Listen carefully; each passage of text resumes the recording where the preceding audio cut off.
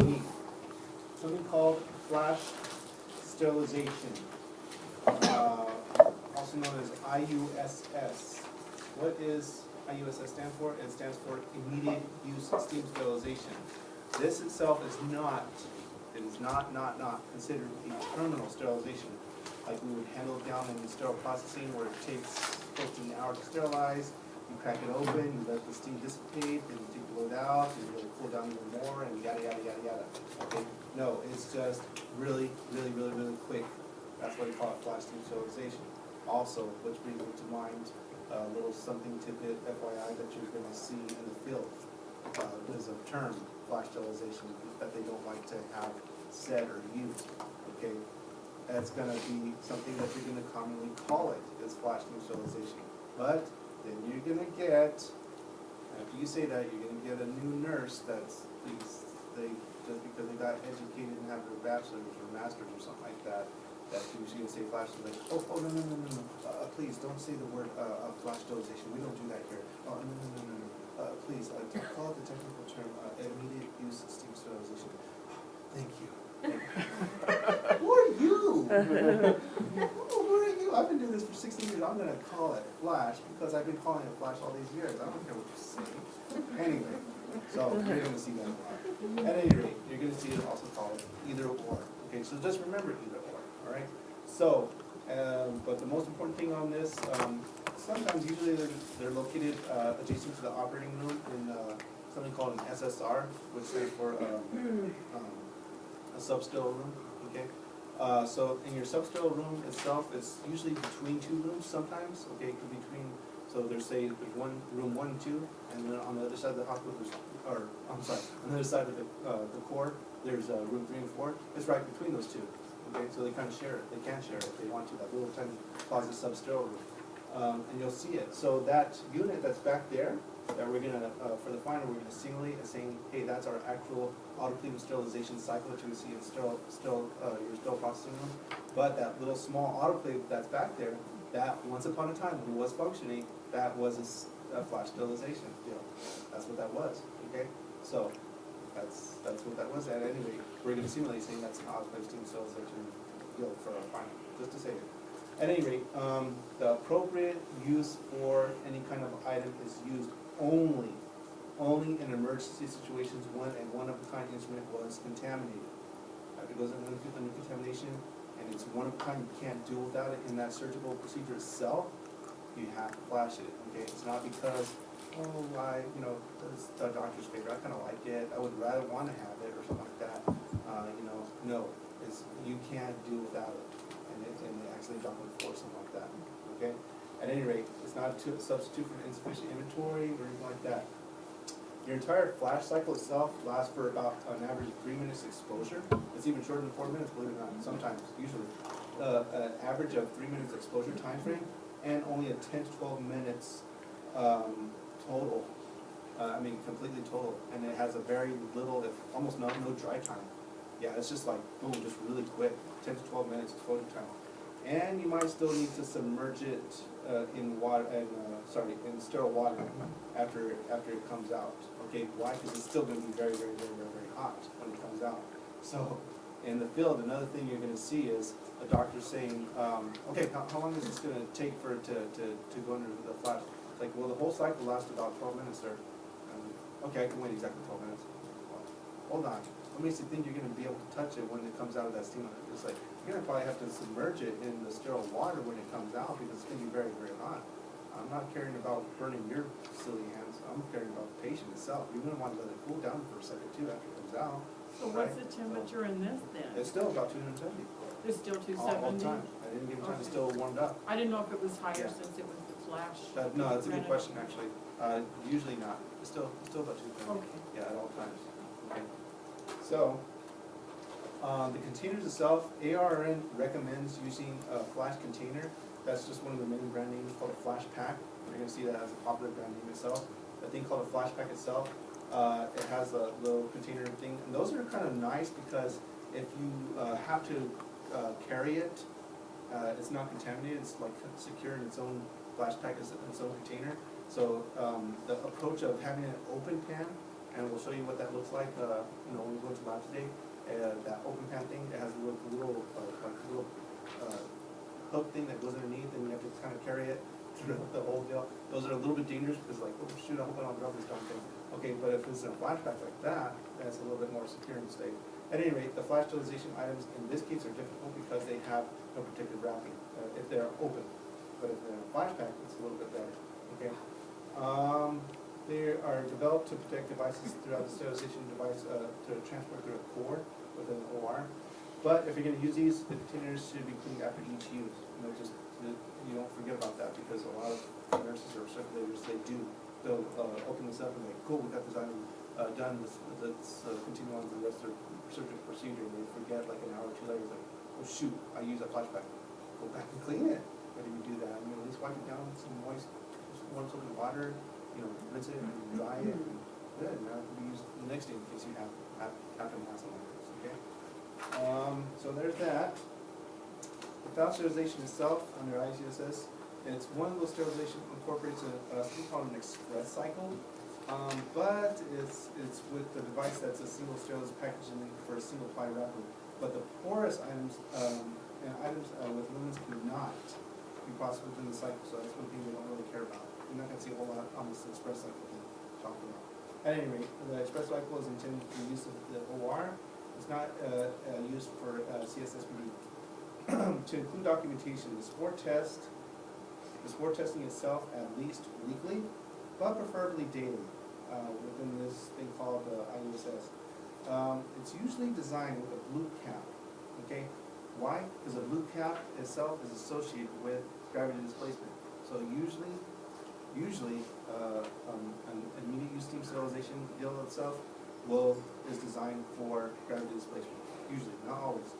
But the one thing you want to know is that the blue cap itself of those the biologicals are associated with gravity displacement. Okay, it's funny because it looks exactly like the brown top ones that you've probably seen already in the lab.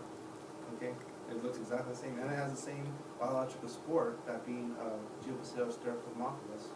Okay, but it has a blue tap to indicate, hey, I'm used for gravity displacement. Though the flash sterilization required log information with Joint Commission, you see a lot of information that has to be logged. The date, the number, the device files. Was it decon before it got put in? You can't just let it drop on the floor and not, at least wipe it down quickly or something like that. Was it decon correctly? Was it checked? What about patient identification, in case we have to answer that later? Okay, the cycle number, temperature, the result from the chemical indicator, or integrator in this case, the name of the person who used the flash cycle, and above all, the reason that flash sterilization was performed. You better have a pretty darn good reason why you decided to flash it, okay? And it better be pretty darn good, because they really frown upon something that's flashed. A lot of people frown upon it. Even some facilities will have the audacity to say, oh, we never flashed it. We never had a flasher. Well, hold on. If there's a reason why you have a flasher in there, there's a pretty good reason. You can't just say you're never gonna flash. It's just a matter of time until you're gonna flash. Okay? But at any rate, you have a better have pretty darn news, because it is fairly complicated. Okay. So special cycles to also know about flash sterilization. Something that's prion exposure has infested that patient. The flash isn't going to take care of it. A flash sterilization will not take care of it, so it can't undergo that. Your average hospital SPS is recommended cycle under decontamination from a suspected CJD or any of those that we talked about in chapter 2, I believe. Under an 18-minute exposure, 270 degree pre-vac cycle. It's not going to be in the gravity displacement flash. It will not be. Okay? It has to be higher than that. In order to kill the prions, it has to go under 18-minute exposure, 272 degrees. That's a lot. So yeah, it takes a lot to do that. And as mentioned before, you have to clear document the entire process. Liquids, already mentioned. Okay? Infrequently sterilized in healthcare facilities.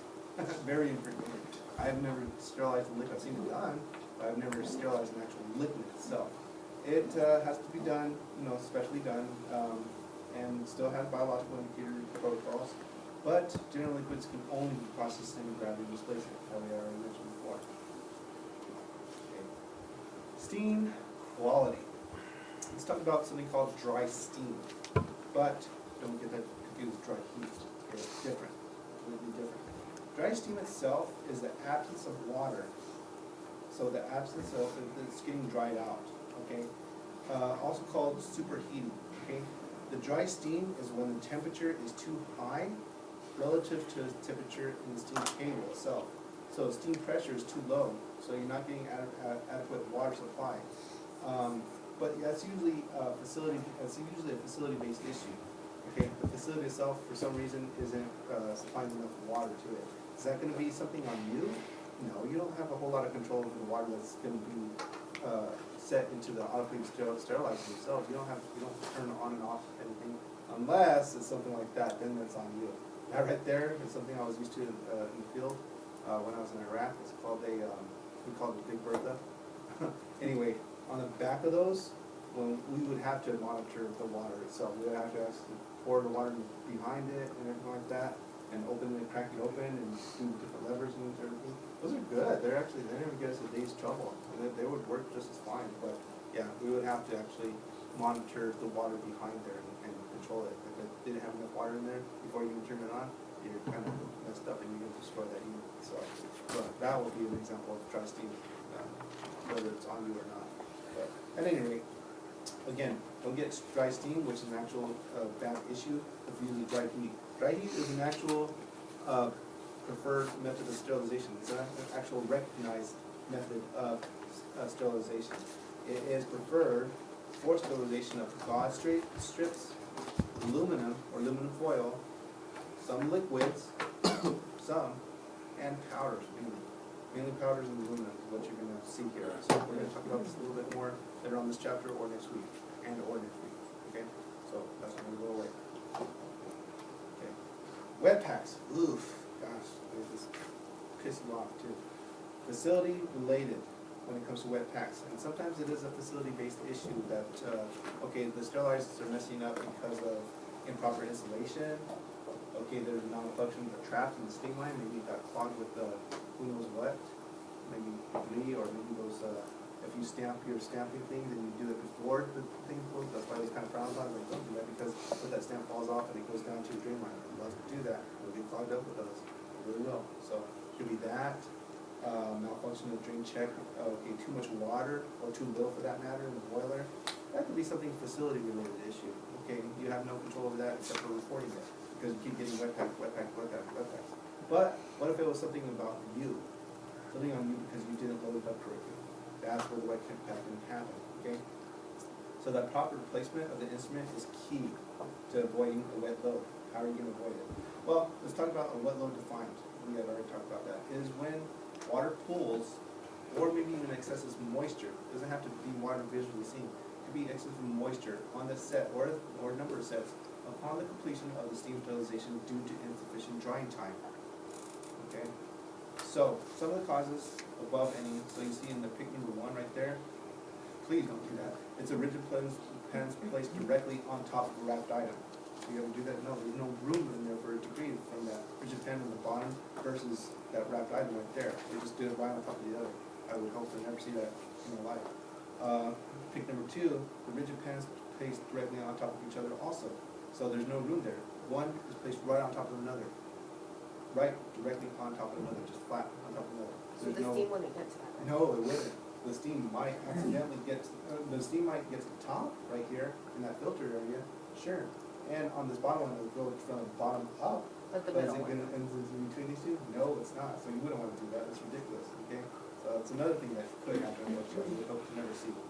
Or a wrapped item, similar to pic number 2, number 3, wrapped item without the respective rack separation. Wrapped item run one not right on top of another, that you can see there. Please don't do that either. Okay. So a couple more is what you want to see there. Please don't overcrowd the load that you see there on either one of those pics. It's like smushed up to each other. You don't want to do that. Give them some room to breathe, at least that one respective method. Okay. So that overcrowded load is something you might see in that picture, or something a little unique. So when you're going to take time to do Ms. Tobin's stations as far as steam loading and unloading and biological and documentation and all that jazz, one after another for all her stations that she's going to have. Take a look at this. Even with the respective rack separation, can you see there? Sure, it has